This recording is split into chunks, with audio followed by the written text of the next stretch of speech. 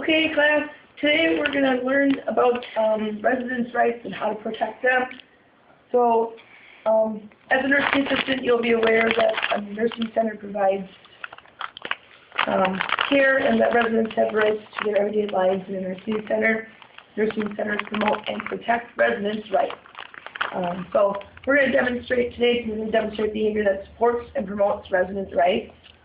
Our objectives, we're going to identify the losses experienced by a nursing center resident, how to promote resident rights, how to provide privacy and treatment, living arrangements, and caring for personal needs, explain and promote independence. We're going to do a couple different activities. We're going to talk, use PowerPoint, we're going to watch a little DVD video, and then we're going to have a little discussion and talk about residents' rights and ways to protect them. Then, for assessment, we'll demonstrate a complete lab session to examine class that's on the internet. At the end, we'll demonstrate some learned skills, performing short skits, and we'll take a Blackboard quiz after the DVD assignment. So first, we just want to give a little bit of information on promoting residents' rights and what it's all about. I prepared this PowerPoint and it has everything we need to know. The right to receive information, they have the right to all their records, to be fully informed of a health condition, and they must be given information about a doctor, reporting requests for information to the nurse. And they do have the right to informed consent. They can refuse treatment. Advanced directives are part of the right to refuse treatment. But tell the nurse if a person is refusing care measures. I know a lot of times when I'm working at the nursing home, people refuse showers. They refuse them very adamantly. It often helps to have 3 or 4 different people approach them and offer a shower or a bath, because some people might respond more to a stronger leader type role, and some people respond to more of the caring, little bit laid back kind of person. So it always helps to have more than one person approach before you just let people refuse things. Residents have the right to privacy and visit with others in private. This includes mail and phone calls. You only have the right to open someone's mail if they are unable or they request that you do so.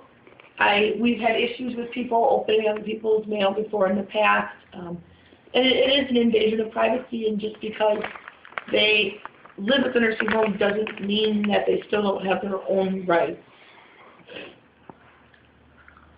I have a bit of a cold. Residents have the right to personal choice. One of the biggest things is they have the right to choose activity schedules and care based on their preference. They also have the right to decide what they want to wear, how they want their hair styled, when they want to eat breakfast. At New Care, I know we promote a really home-like environment. They have the choice. They can eat breakfast anywhere from 7:30 in the morning to 9:30 in the morning. There's usually several different choices for meals, things like that, and I know our staff is very good about letting them choose how their hair is and how they're dressed.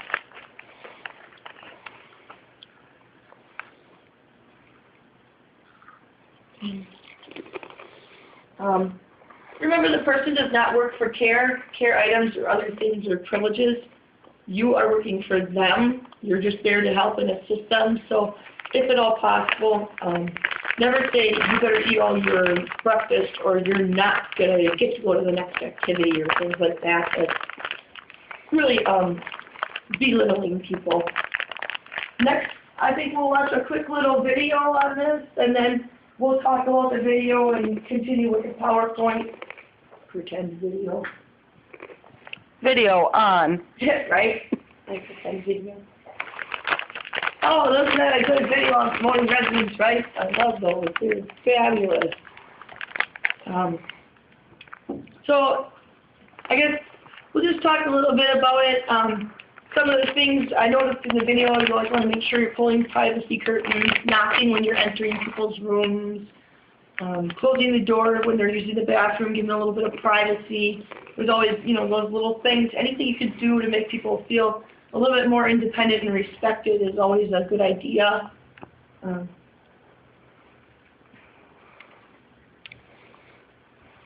There's always residence groups. They can partake in social, cultural, religious, and community events. I know there's always church twice a week, and they do come around and give communion. There is, we have a resident council at New Care. They, like once a month, they sample different foods and decide what new things they'd like on the menu. All different things. They talk about issues that are going on in the nursing home and things like that. So make sure everyone has a chance to participate in things like that.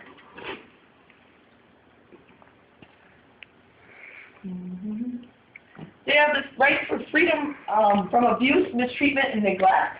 I know we saw a couple little examples of that in the video, but they have the right to be free from verbal, sexual, physical, mental, or financial abuse. And just be really careful, because sometimes that you might not think something is abuse, but it actually is. I've heard people say things like, if you do that one more time, I'm taking you back to your room. You can't take someone back to their room against their will, because that's abuse and neglect. You can say, if you can't treat the other people with respect in the dining room, we are going to ask that you eat somewhere else, whether it would be a lounge or their room. They can choose, but you can't just say, oh, we're going to force you to eat in your room then. That is a type of abuse. So always remember to think about what you're saying and how you're saying it. We care for people in a manner that promotes self-dignity and self-esteem. Always try to get people to do much as they can on their own, as far as even just getting them to like take a washcloth, wash their own face, brush their own hair maybe, even washing their own hands after they use the restroom, things like that. Residents really appreciate it. It helps them to thrive a little bit more. And at any point, if there's any questions, you guys just feel free to ask, okay? I know there's OBRA, that's the, they come to New Care like once or twice a year. They give a little presentation. They help to make sure that advanced directives are being followed, and it gives people the right to accept or refuse treatment.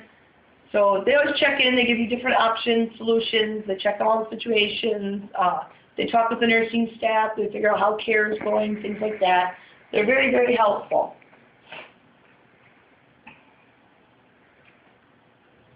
Quality of life. A lot of residents have said things in surveys that they appreciate in nursing homes, that they like being treated with respect and kindness, which makes sense, because wouldn't you? I know I don't respond to people that are not respectful to me.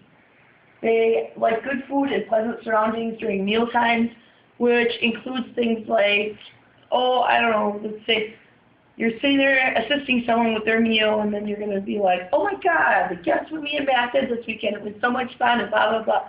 Do you think that your grandma wants to hear about it? Or your great aunt or your elderly neighbor? They probably, chances are, they don't care. So try to keep conversations with the resident involved and the resident in mind. Try not to exclude them and just talk between yourselves as staff members. They like getting outside during nice weather. New Care makes a big effort to take our residents outside. We walk them over to the flea market. We take them in the parade. We have horse and buggy rides. So they really like that. If at any time, I know there's times when I'll even give up my break and I go sit outside with residents, and they appreciate it tons. So it's a lot of fun. They like being able to stay in touch with friends and family.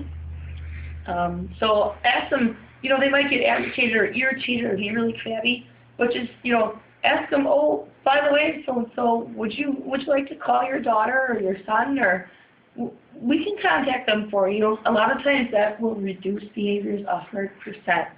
You have no idea. Sometimes people are just mad because they're lonely. So always try to understand what the person is going through, and not just try to figure out the behavior that they're demonstrating, but maybe why they're doing it. It makes it so much easier.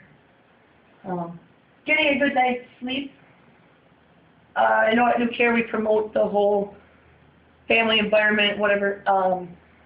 So I think we don't page after 8 o'clock at night and until after 8 o'clock in the morning. And the lights get dimmed at 8 o'clock at night, and they don't get fully turned back on until after 8 in the morning. And it's called quiet time. So we try to promote a real quiet, calm, peaceful environment for people to sleep in. Last thing is, please don't force people to do something like take a bath. If they don't want to, they don't want to. You can try to persuade them, but never force, because it makes people feel like they have no dignity left. It makes them feel very trapped and very helpless. So, in the end, I guess there's, a lot of things, a lot of key factors that go into maintaining residential rights and quality of life and things like that for them. I know there's a lot of things that can promote independence. We watched the video. We did talk a little bit about it. You've seen the PowerPoint. So I'm done if anyone has any questions. Okay, well, thank you for coming in today. It was very nice. Push the button.